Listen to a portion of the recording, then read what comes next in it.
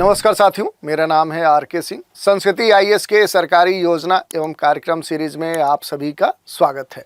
इस सीरीज के अंतर्गत आज हम जिस टॉपिक की चर्चा करने वाले हैं वो एक पहल है, जिस पहल का नाम है ई माइग्रेट पोर्टल। तो देखेंगे कि आखिर ये पोर्टल क्यों चर्चा में है, इसके साथ ही किस उद्देश्य से ये पोर्टल प्रारंभ किया गया है और इसकी कौन सी प्रमुख विशेषताएं हैं, ये सारे विषय होंगे जिन पर हम चर्चा करेंगे। चलिए सबसे पहले हम बात कर लेते हैं कि आखिर ई माइग्रेट जो पोर्टल है ये क्यों चर्चा में है। तो इसके लिए एक न्यूज़ आर्टिकल लेते हैं जिसमें ये कहा गया कि India launches revamped e migrate web portal and mobile app to help to promote safe and legal mobility. Bharat ने सुरक्षित और कानूनी गतिशीलता को बढ़ावा देने और मदद करने के लिए संशोधित ई माइग्रेट जो वेब पोर्टल है, जो मोबाइल ऐप है, इसे लॉन्च किया है और इसी कारण से ये चर्चा में है। विदेश मंत्री जो है अपने देश के एस जयशंकर फॉरेन मिनिस्टर हैं और श्रम एवं रोजगार मंत्री हैं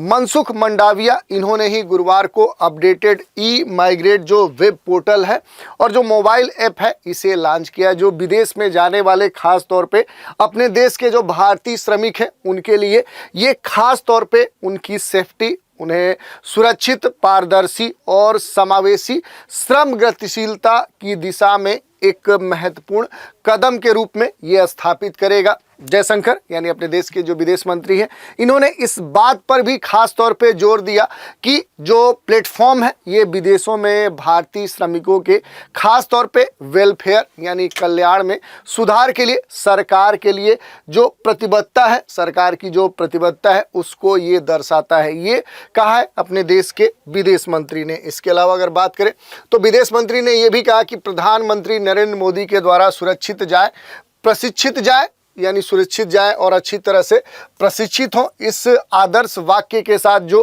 कानूनी और सुरक्षित प्रवास है उसको बढ़ावा देने वाला जो डाक टिकट है उसे जारी करते हुए याद किया गया। और जयशंकर ने कहा कि आज का जो कार्यक्रम है उस भावना को दर्शाता है क्योंकि यह मोदी सरकार की जीवन को आसान बनाने और लोगों को केंद्रित शासन बढ़ाने में प्रतिबद्धता की अभिव्यक्ति है। तो इस तरह से क्या है कि इस कार्यक्रम पे जो देश के विदेश मंत्री हैं उन्होंने ये बात कही। अब थोड़ा सा हम बात कर लेते हैं, क्योंकि चर्चा हो रही है ई माइग्रेट पोर्टल की, तो इसके बारे में थोड़ा सा हम संक्षिप्त रूप से देखते हैं। देखिए, भारत सरकार के द्वारा विदेशों में जो रोजगार की तलाश में जो भारतीय जाते हैं, जो भारतीय खासतौर पर जो श्रमिक वर्ग है उसके प्रवास को सुविधाजनक बनाने और प्रबंधित करने के दृष्टिकोण से ये पोर्टल शुरू किया गया है। ये एक ऑनलाइन मंच है।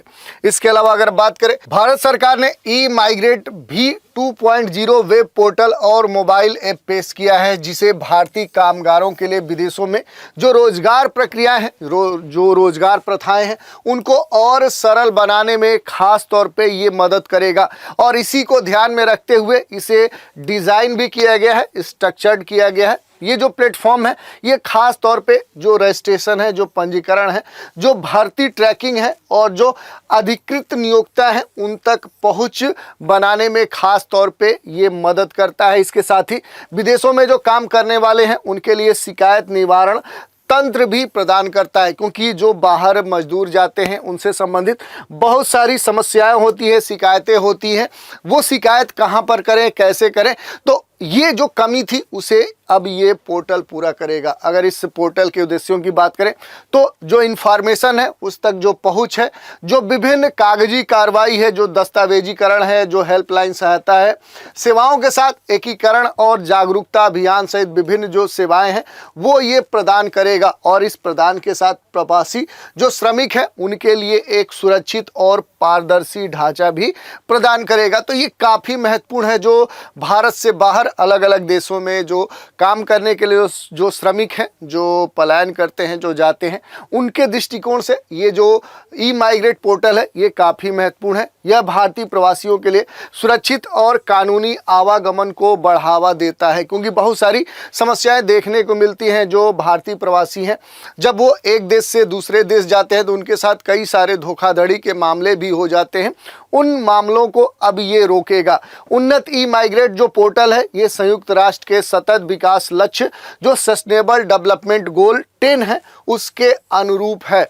जो व्यवस्थित और जिम्मेदार जो प्रवासन है उसको बढ़ावा देता है। यानी जो माइग्रेशन है, खासतौर पे एक स्थान से दूसरे स्थान पर जाने से संबंधित जो सस्टेनेबल डेवलपमेंट गोल है उसके 10 के अनुरूप ये है। ई माइग्रेट पोर्टल की अगर कुछ विशेषताओं की बात करें तो जयशंकर का ये कहना था, अपने विदेश मंत्री जो है, उन्नत प्लेटफॉर्म, 24x7 बहुभाषी हेल्पलाइन सहायता और फीडबैक की सुविधा प्रदान करता है। यानी 24 घंटे ये जो पोर्टल है ये सुविधाएं प्रदान करेगा, जिससे विदेशों में विशेष रूप से खाड़ी क्षेत्रों में काम करने वाले श्रमिकों के सामने आने वाली जो समस्याएं हैं उनका समय पर निवारण सुनिश्चित किया जा सकता है। क्योंकि अपने देश से बड़ी संख्या में जो खाड़ी वाले देश हैं, पश्चिम एशिया वाले जो विभिन्न कंट्रीज हैं, वहाँ पर बड़ी संख्या में भारतीय काम करने के लिए जाते हैं, तो उनसे जुड़ी बहुत सारी समस्या है। तो ये जो पोर्टल है खास तौर पे उनको विशेष मदद प्रदान करेगा। ये नई प्रणाली जो है ये डिजिलॉकर के साथ एकीकृत है, जिससे सुरक्षित कागज रहित दस्तावेज प्रस्तुत करना संभव हो गया है। अगर बात करें ये खास जो ऐप है डिजिलॉकर, जिसके तहत क्या होगा कि आपको फिजिकली यानी मूर्त रूप में अपने किसी भी डॉक्यूमेंट को लेकर चलना नहीं होगा, बल्कि अपलोड कर सकते हैं इस डिजिलॉकर पर, और आप जहां भी होंगे अपने पासवर्ड के द्वारा इसे खोलकर वहां जो भी आपसे संबंधित या जो ये श्रमिक हैं, जो यहाँ पर इनसे जो डॉक्यूमेंट्स, जो दस्तावेज जहाँ पर मांगे जाएंगे वो प्रस्तुत कर सकते हैं। और ई माइग्रेट जो पोर्टल है ये पहले से क्या है कि डिजिलॉकर से इंटीग्रेट है, यानी ये दोनों से कनेक्ट है। तो इनसे जुड़े हुए जो भी श्रमिक हैं उनसे संबंधित जो दस्तावेज संबंधित जो विभिन्न मुद्दे होते थे उनका समाधान अब ये पोर्टल करेगा। इसके अतिरिक्त कॉमन सर्विस जो सेंटर है इसके साथ साझेदारी से स्थानीय भाषाओं में ग्रामीण क्षेत्रों में आवर्जन सेवाओं का विस्तार होगा, जिससे पहुंच में अब वृद्धि होगी। यही नहीं, ये जो मंच है, ये जो पोर्टल है, ये विदेशों में रोजगार के अवसर के लिए जो वन स्टॉप बाजार है वो भी उपलब्ध कराएगा, और नौकरी चाहने वाले